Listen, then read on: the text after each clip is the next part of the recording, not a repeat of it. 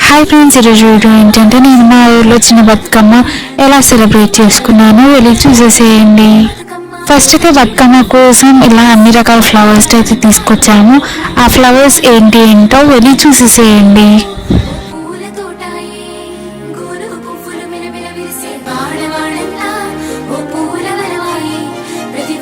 ఇక మేమైతే బతుకమ్మని పేరవడం అయితే స్టార్ట్ చేసాము. మేమైతే బతుకమ్మ పేరవడం అని అంటాము. మీ సైడ్ ఏమంటారు నాకైతే కామెంట్ చేయండి. మా చార్లీ గడ అయితే చూడండి, మేము ఏదో చేస్తున్నాము అని ఇలా చూస్తున్నాడు. ఇక బతుకమ్మ అయితే స్టార్ట్ చేద్దాము ప్రిపేర్ చేయడం.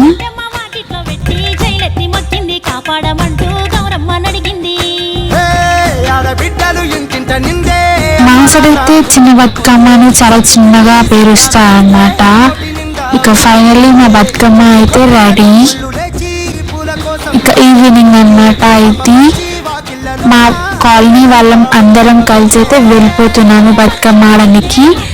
మాకైతే బతుకమ్మ వచ్చేసి ఎలా అంటే మా ఊరు మొత్తం అందరం కలిసి ఒకటే చోట ఆడుకుంటాం అనమాట బతుకమ్మని అయితే. ఇక ఇదైతే ఈ లైటింగ్ అయితే మా ఊరికి సెంటర్ ఆఫ్ అట్రాక్షన్ అయిపోయాయి. చూడండి ఎంత బాగున్నాయో. ఇక బతుకమ్మ కాడికి అయితే వచ్చేసాము. మేము వచ్చేసరికి చాలా అంటే చాలా మంది వచ్చారు. ఇక మేము బతుకమ్మ పెట్టేసి అయితే ఆడడం అయితే స్టార్ట్ చేసాము.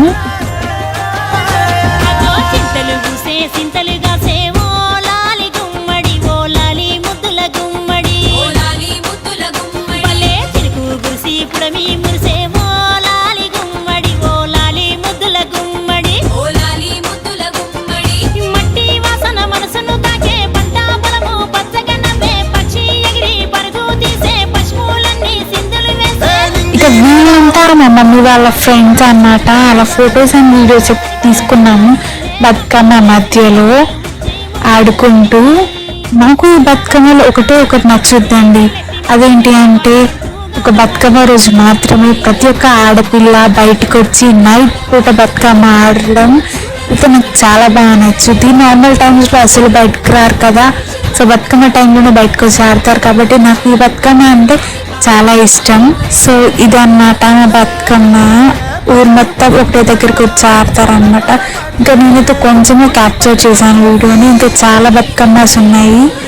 ఇంకా క్లియర్గా పెద్ద బతుకమ్మ రోజు అయితే వీడియో తీయడానికి ట్రై చేస్తాను. సో ఇదన్నమాట మా ఊరు చిన్న బతుకమ్మ సెలబ్రేషన్స్. సో ఈ వీడియో ఇంకా మీకు నచ్చినట్టయితే లైక్ చేయండి, షేర్ చేయండి, కామెంట్ చేయండి. నా ఛానల్ని సబ్స్క్రైబ్ చేసుకోవడం మర్చిపోకండి.